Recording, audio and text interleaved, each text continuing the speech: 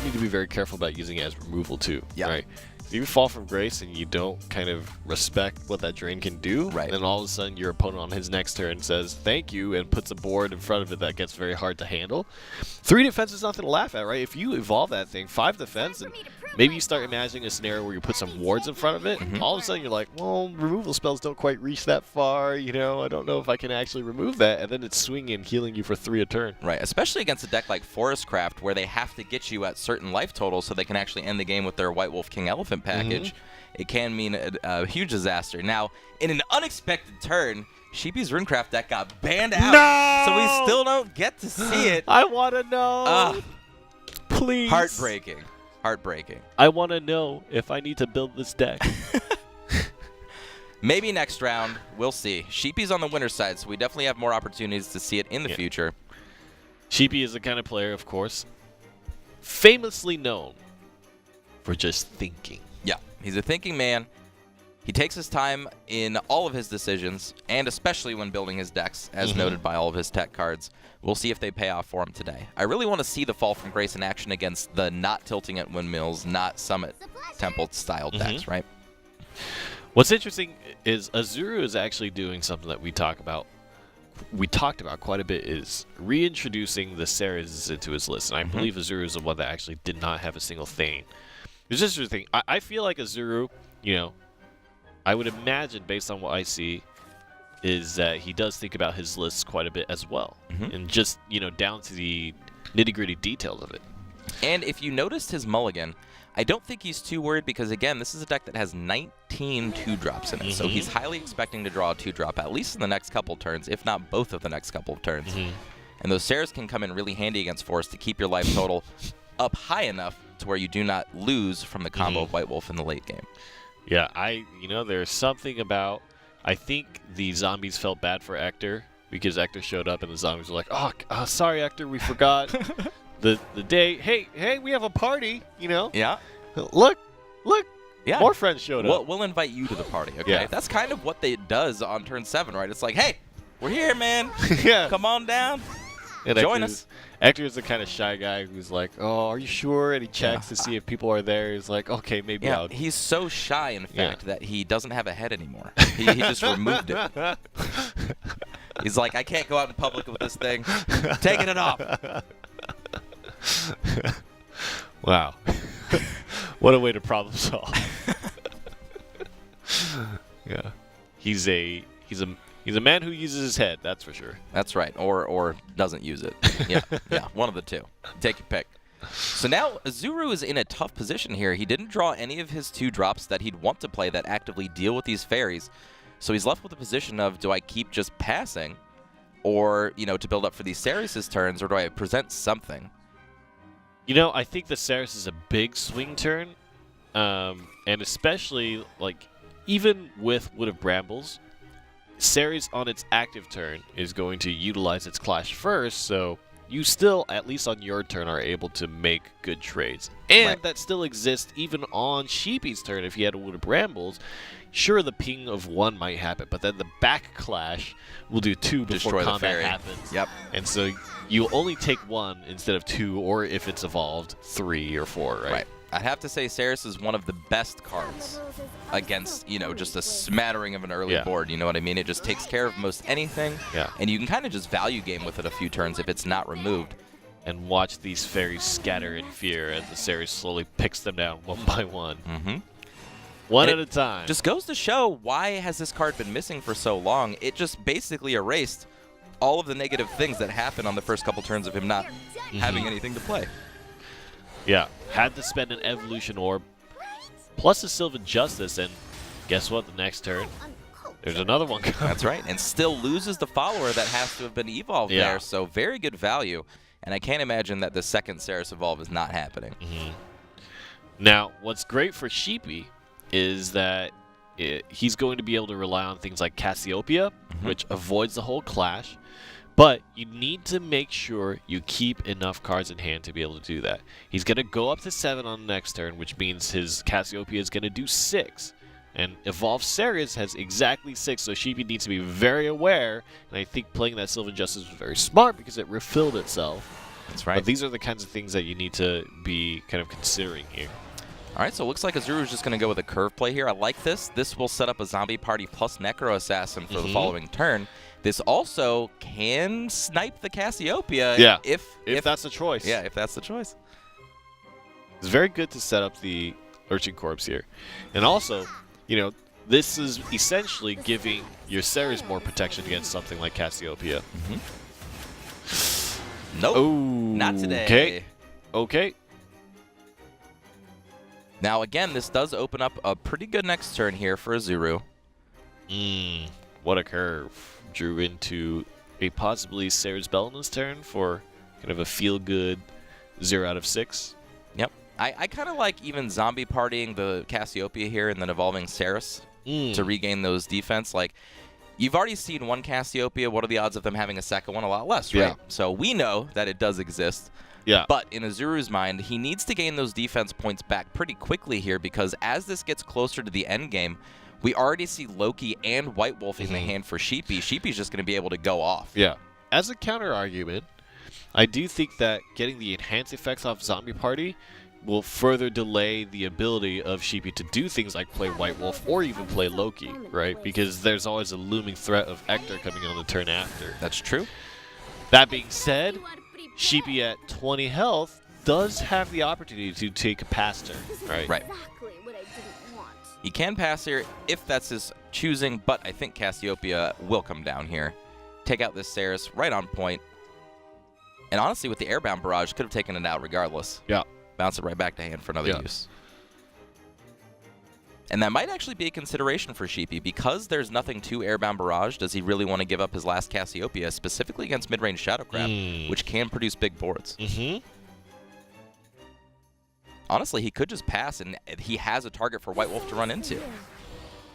Yes. Correct. Interesting. Oh, okay. I like this play a lot. This fills up the hand quite nicely, deals with the Ceres while drawing a ton of cards.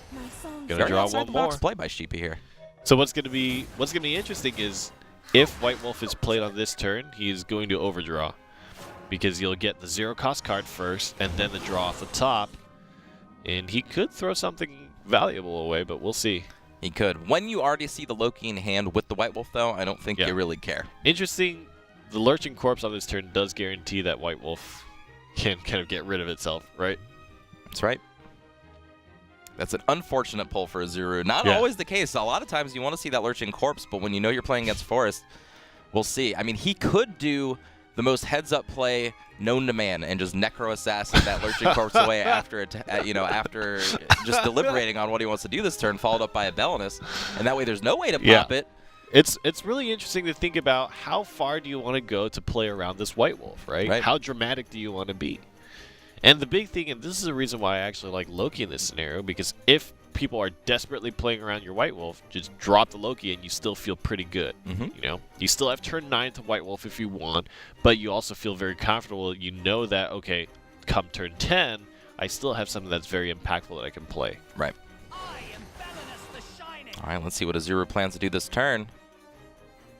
I can't imagine anyone recognizing to do the Necro Assassin play. You know what I mean? Like that's so off the beaten path. And even if you think about it, you have to think about, but is this really what I want to do? Right, exactly. Is it even good enough to win me the game?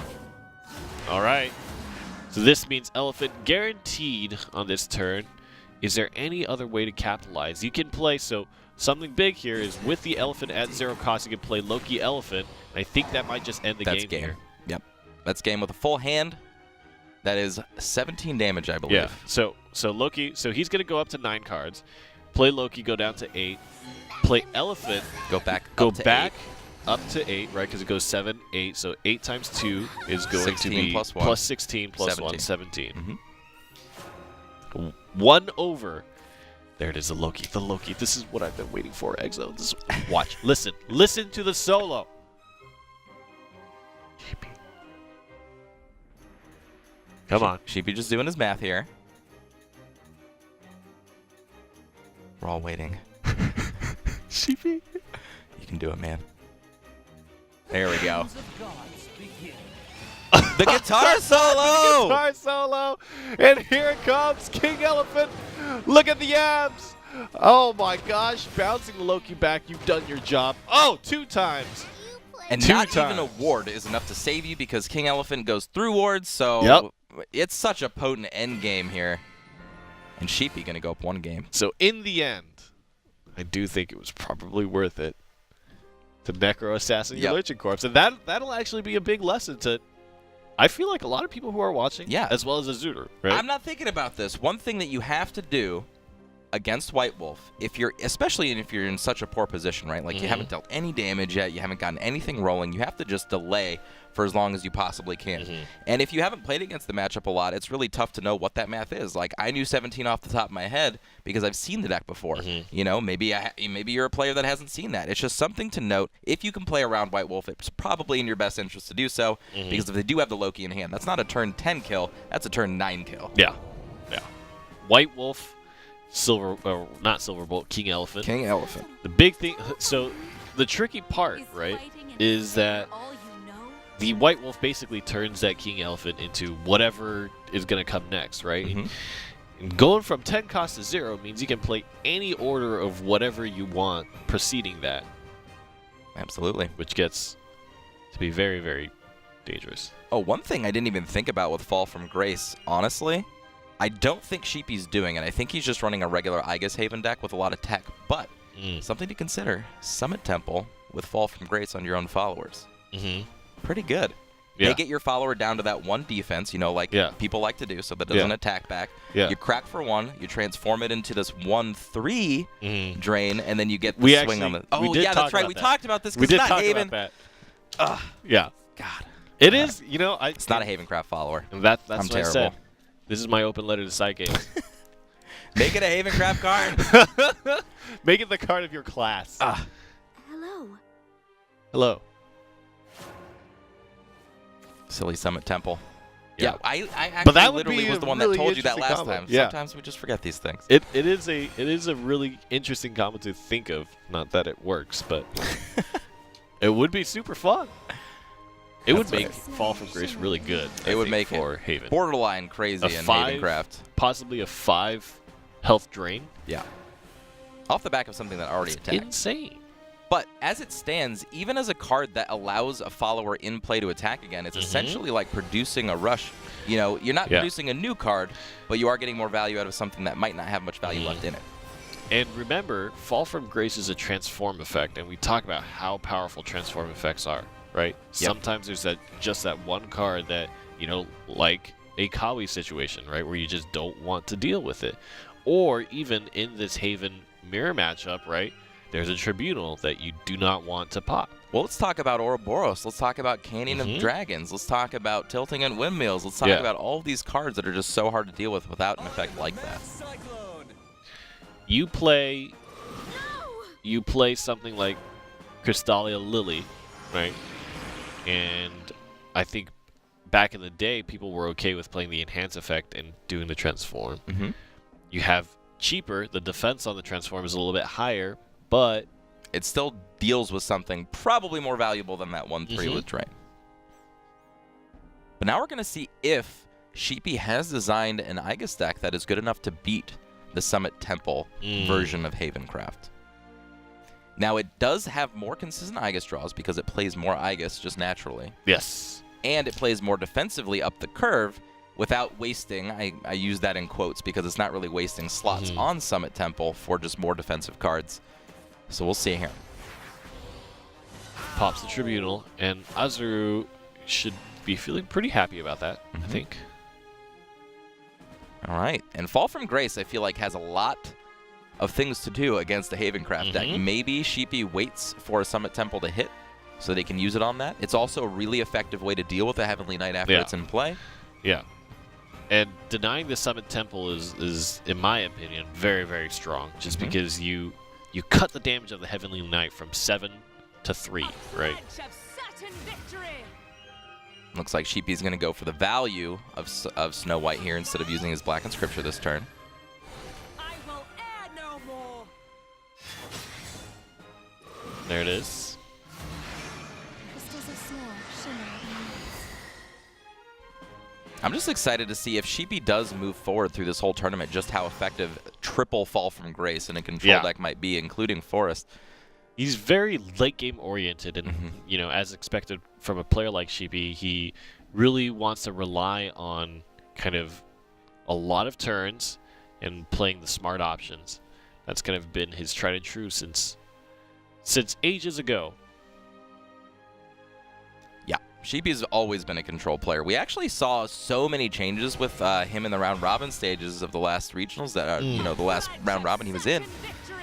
He went from aggro to combo to control back and forth, but now I think because of this open style of the brackets that we're doing week after week, it really puts him back in his comfort zone. I can build against the meta, play my control decks, and just ride it out. Yep.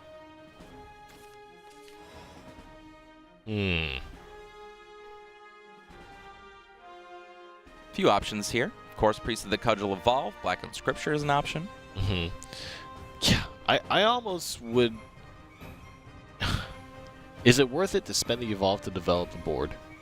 I don't know if you need to. In this matchup specifically, because you are the Aegis deck, you definitely need to have that Aegis Evolve ready.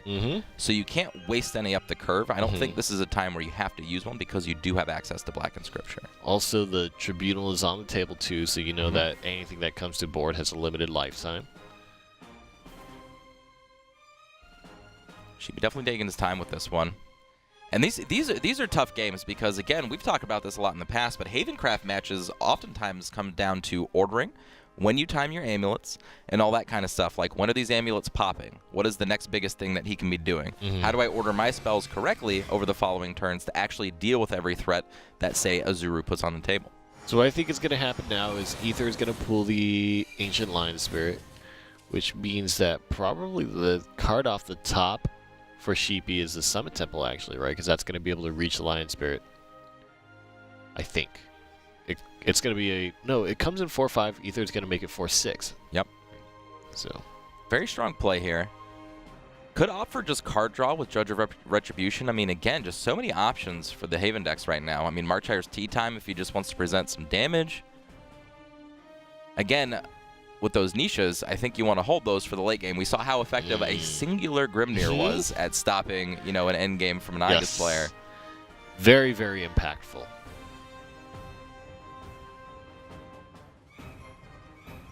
Yeah, there's a few ways to do it. I mean, honestly, in the end games before, it was like Snake Priestesses, you know, like who had the last Snake Priestess, who had the last Grimnir at the end of the game. But it was a lot harder before because Havencraft had access to Themis' Decree, so it didn't matter even if you filled up an entire board. They could just wipe it all away and attack you with the Aegis with impunity, you know what I mean? Yep. But nowadays, without those board removals, those big board wipes, you can just kind of spike them with one or two different things. And really, that's kind of, you know, the 4 damage was not quite enough to close out that scenario, but with the Ether it was. Grimnir with the 4 damage board AoE is so much more valuable.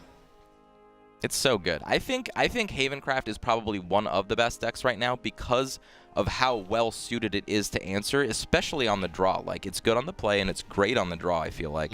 Priest of the Cudgel, Ancient Lion Spirit, Marchire's Tea Time, right? Aether of the White Wing to pull tech cards. Yeah. Dark John, Light John, Grimnir. You know, all of the good board wipe options, like just good on-curve cards. I've never really said that about Havencraft before. Good on-curve cards. Yeah. But I think this is the era for Havencraft. Fall from Grace spent on the Ancient Lion Spirit, and then the past turn, and Sheepy just says, I'm fine with you healing back up to 20 and then having 2 1/3s on board. That's right. But Summit Temple, if it is dropped this turn, will kind of swing that right around. That 2 damage becomes 6 damage. And that's not a happy time. Well, it becomes 3+1. Oh, right. 3+1. Fall from Grace, XO. Fall from Grace. Not a Havencraft card? Okay. Got it. It's in the banks. We wish it were. We definitely wish it were. All right, so Tin Soldier coming out to clean up the board a little bit here. Yeah. Goes towards the drain. Interesting, you're keeping the drain up. It's probably a lot of please exos going on in chat right now. Exo, please! Exo, please! Sorry. And Happy Pig Drawn, always a welcome sight. Why do you think he took? Oh, because of the Summit Temple. Duh. Yep. Yeah. Yeah, playing around Summit Temple is, I feel like, one of the best things you can do against the deck, right? If we saw it in weeks past, where if you can just eliminate the high defense of your opponent's followers, you don't actually need to remove them from the board, and it will force them into these weird positions where they have to choose if they want those to be the attackers for the rest of the game, you know what I mean, or trade them in so they can play other things. Yeah. Which is interesting because when you are the one who is possibly running Summit Temple and you happen to have Fall from Grace and you know, oh, my followers are kind of weak, I'm going to get rid of my Summit Temple and then swing for That's pretty crazy, too. Yeah, I didn't think about that. So that's something that you can do. Unfortunately, we're not going to see it today because Sheepy, I don't believe, again, is running the Summit Temples. He's running actually a traditional kind of control-oriented Aegis deck. But that is something to consider. They play around your Summit Temple, and then you get rid of it. Yeah. And then you go for full face damage. That's pretty crazy. Surprise! Surprise!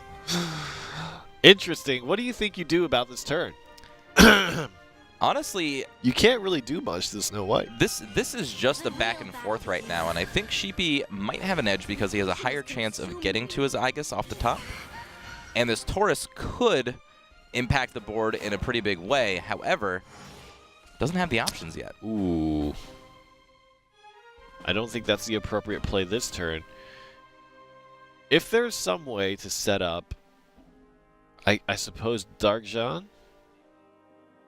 Yeah, pretty hard to set that up this turn, unfortunately. I mean, another Fall from Grace can be used. If you Snow White twice into the Fallen Angel and then Dark Jean, your Judge of Retribution is left with 3 damage, and you get rid of everything on the board. That's true. That's true. However, it will get pumped up to a 5, which Dark Jean, if it is evolved, will live if it smacks over. Or you could just not because you're playing around Summit Temple. Right? There's only 2 damage left on that Judge of Retribution. You don't fear it. I like that play. This also opens you up to being able to play your other Snow White to get more of this board back. I think Sheepy's really just thinking about, like, oh crap, if he draws a Heavenly Knight, I am in trouble. Yes. Do I fall from Grace that Summon Temple now? Yeah. It's interesting. The followers continue to just be a little too high in terms of stats here. I think Sheepy's making your play, Rainy, here. I like it. Yep. And so the Judge of Retribution has essentially 3 damage here. Right, so muted a little bit. Dark Jean not giving it the buff. But again, we don't really see an endgame in sight for either player. I think Azuru is definitely ahead, right? He's got 20 defense to his opponent's 13. He's got the initiative. Feel like he's got things going for him. Sheepy does have the last evolution orb, does have a Taurus to kind of get him back into this late game, but an interesting inclusion into the list, right? Yeah. The Taurus. Where I was super outspoken about Taurus, you know, in the last rotation or before rotation. It's not as good as it was because I think there are better options now. The direction of Havencraft has definitely shifted away from what we mentioned with the Storm and the aggro game plans that it had and the tempo game plans that it had. Plus, Heavenly Knight is just bigger. Yeah. Yeah. And it's cheaper. Earlier. Yeah. Okay. He's going to go for the 2-for-1, which I think is good. You're getting chipped down, right?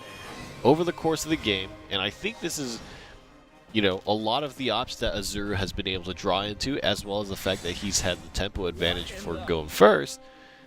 The difference has kind of multiplied itself across a bunch of turns.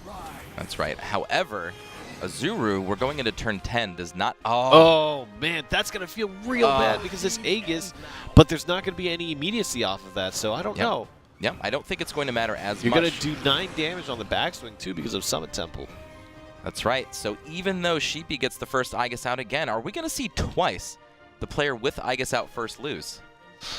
Very interesting.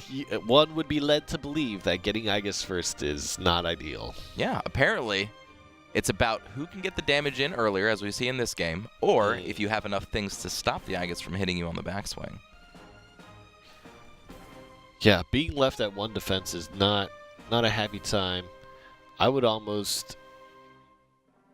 The only way you can heal is to fall from grace and have it survive a turn. Yeah. Fall from grace, perhaps your amulet, and then attack for 1. I mean, like, that doesn't feel good at all. Yeah. Not playing the Aegis here feels terrible. Yeah, this is a really rough spot for Sheepy. There's no immediacy, right? So you can remove one. You can remove the Judge of Retribution. It looks like he's not going to go for that. The sky is with you. Gonna Aegis here. Correct ordering, folks. Play your followers before the Aether to get the buff. But I don't think it's going to matter. Like you said, he's going to be able to attack for 9 here or trade one away to get the Aegis out. I don't even think he needs to play Aegis at this point. Yeah. He's got such an advantage in terms of cards on board and health advantage. And he can save the Nisha. You know, he's not in danger the following turn of getting into a lethal setup. He's got the Blackened Scripture to clean out the Pure-Hearted Singer. What's dangerous here is I think he will still play safe because if a Summit Temple comes off the top, it's over, right? Well, maybe, but Sheepy's not running them. That's right. Yep. That's right. Not in his deck list. Right. It just goes to show you, all these cards are like 1/3s, or, even the Turtle, who's a 3/5, comes into 3/6. It's huge, and like it just plays so well with Aether of the White Wing, right? Like Summit Temple, just it feels natural in the deck now. Not to say that Sheepy's list is any less stellar. It's just it feels like there are a lot of things going right for Summit Temple right now. Did you like it? He needs to find the Nisha. I think that is a necessity. Yep, a ward, something. If he finds a Nisha, can he get rid of the Judge? You can probably reduce the attack. So you can remove the Tin Soldier by throwing your 2 followers in. I guess your Aegis can contribute to that as well. Plus you have Blackened Scripture plus Taurus. I mean, you can basically deal with everything but the Aegis. The problem is how do you stop the Aegis from hitting you? Which is why the most important thing is to pull the Nisha. Gotta draw. Oh, man! Oh God! Sheepy running 2 Mr. Full Moons in his deck did not draw it early enough, so that'll take it to a game 3. Wow! Mr. Full Moon would have been fantastic. Fantastic. Actually, it wouldn't have been fantastic. Oh, actually, it would because Mr. Full Moon goes through everything. Yep, goes through everything. Yep. I learned that the hard way. The damage that you deal is 1. That's the best way to look at Mr. Full Moon. I remember when I was playing on the ladder, I got my Aegis out first. They Mr. Full Moon did. I had a Summit Temple in play, and I'm just like, so?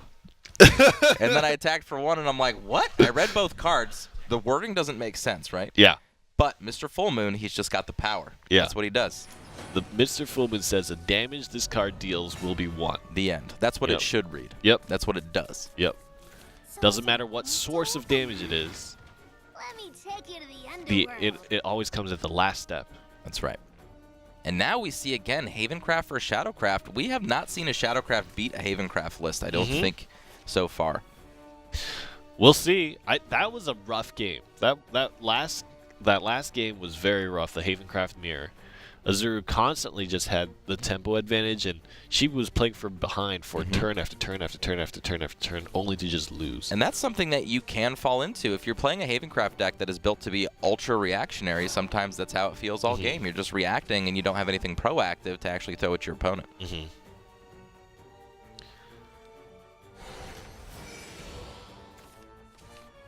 Okay. Not a bad curve for Sheepy. Is going to want to draw into something like an Ancient Lion Spirit or a 3-drop coming pretty soon here. Gemstone Carapace, another good option. And Azuru getting that 1-drop off the top. As a Shadowcraft player, you know that feels good. Yeah. Easy. Every time. The 1 to the 2, and much like the Skull Ring, Snow White is always turn 2. Yeah. Skull Ring's been disappointing us lately, though. Yeah. Yeah, Skull Ring not showing up on turn 3. Some players even opting to run less than 3 Skull Rings in their deck. I think that was the biggest eye-popping moment for me today, was they're just getting rid of, like, everything that's not 2-drops now and just trying to, like, push with them. Not sure the reason for the switch, but Skull Rings are not a 3 of in every Shadowcraft deck in the top 8 today. I would agree. So we get ourselves in this same situation where we're thinking about, do you save the Soul Squasher against Haven or not? And I think probably the Lurching Corpse seems like it could be pretty high value. It's considering all of the 5 defense plus followers that can come down that might be tough for your little Skelly boys. The one thing that you have to consider, though, when you're playing against Snow White is how do I either pop it in my advantage or how do I prevent it from popping? And I think this is the same line of play I would have gone if I was Azuru, because now Snow White's still stuck as this 1-2. With open deck list, I know my opponent's not running Summit Temple. I know that it's not going to be able to pop. That way Gemstone Carapace gets slowed down and all these other things that I might be worried about get slowed down. And the Grimner becomes much weaker in this scenario. That's right. All right, well, Lurchin Corpse, I believe, is going to try for the trade here. Instead of basically waiting and let Sheepy kind of do whatever he wants to on his turn, I would take that coin flip. All right, heads or tails? Heads, Snow White is destroyed. Tails, Grimner is destroyed. That's right. The other benefit is if the Lurchin Corpse does so happen to pop the Snow White, at least it didn't get that extra advantage of popping the Goblin before it evolved. Yep. But again, just we There's see no turn 3 play. missing like good curves here. He can play the Soul Squasher, but that doesn't feel good at all either. Yeah. I think yet another reason to attack with that Lurchin Corpse is to see if that Snow White gets popped, so then you can play that Soul Squasher. So again, that doesn't get valued by it.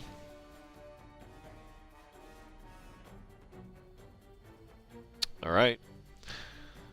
It's interesting for how,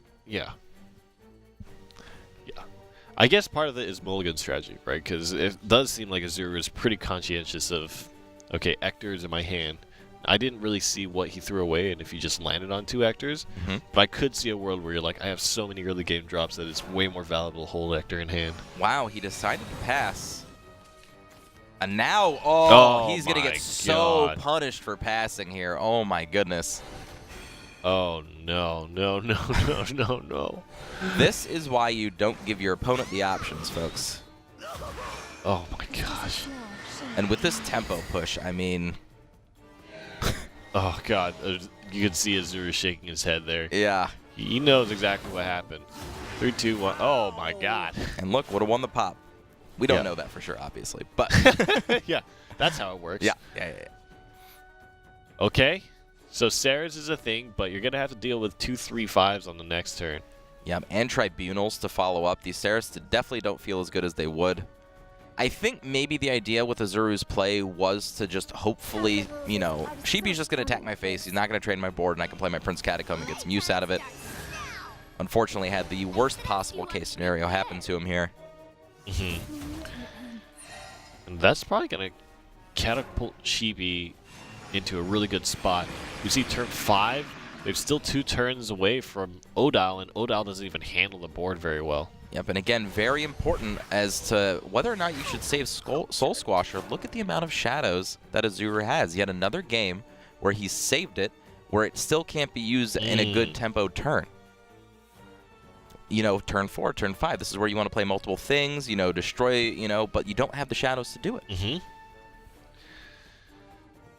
Oh my gosh. It just feels like every single turn for Azuru since the start has just been lackluster. Very lackluster. Unfortunately, I mean, this is kind of the pain against playing Haven, right? They have so many banish effects. The followers have such high toughness that you need to have more Lurchin Corpses and Necro Assassin type effects just to remove the board. It feels like overwhelming advantage, and now with Havencraft stepping in and playing more Judges of Retribution and things like this, even more banish on top and just continuing the card draw throughout the curve.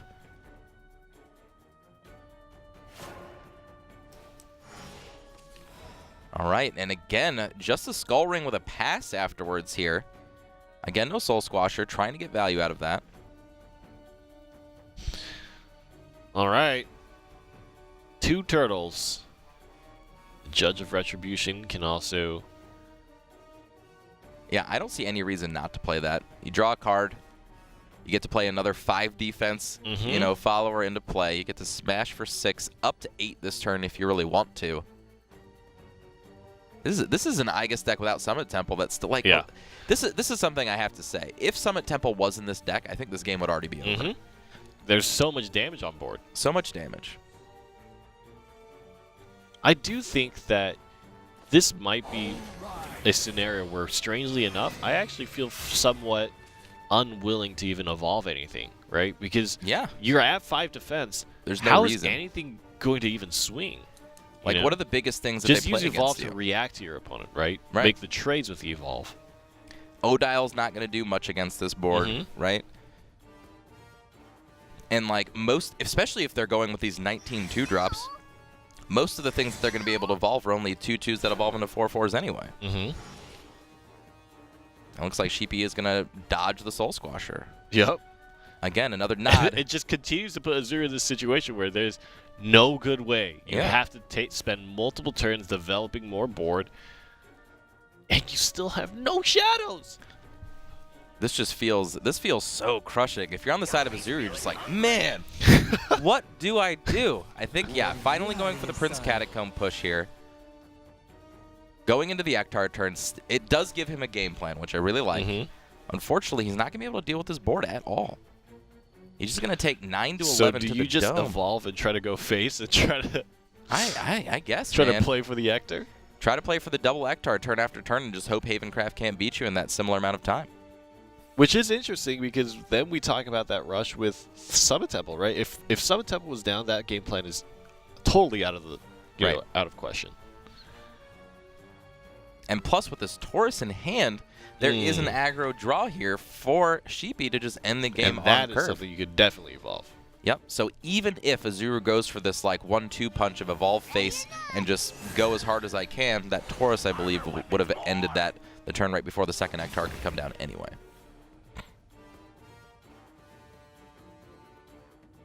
Not sure why this evolved. Maybe trying to set up for an Odile turn as best he can. Starting to chip away at that 5 defense. But I think this Aether of the White Wing, I mean, even if it didn't pull something this turn, which it wouldn't at the moment, still buffing the defense of every follower in play, just pulling it right, more out of range of any bad things that could happen next turn, just feels really good. You could definitely throw even each of the turtles, if you wanted to, into the Catacomb and the Skeleton and the Aether of the White Wing to bring their defense value back.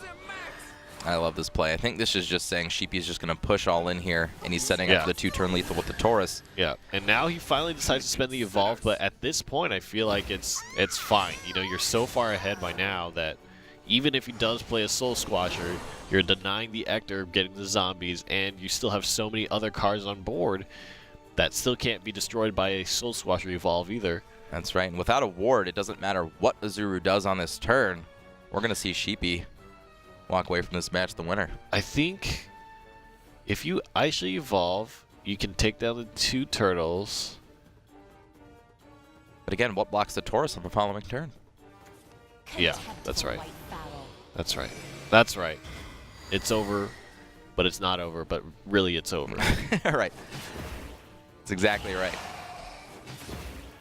So we'll see what Azuru's path was this turn. It looks like it was to set up for a really good Odile turn. This is probably the best thing he could have done over the last, like, finally, a million turns here, it feels like. Yeah. But finally got a way to clear this board. Jeez. Unfortunately, Don't let the light blind Jeez. Sheepy had it in the pocket What the a whole game time. for Sheepy. That has to feel real good when you hit your deck's kind of ideal situation. Absolutely. Right? Oh! With the dab. I forgot. How could I forget? Sheepy's our resident dabber, man. Oh my god, how could I forget? I was not prepared for that. It was almost like the first time I saw it. It's like a lightning flash, too. Yeah. He does it so quick. Yeah, he with confidence. Yep. With brilliance. He Takes just his time with his plays, but when it comes to the dabs, right on point. The instant that's his release. You know, the instant he gets there, all the focus and all the concentration and stress, he just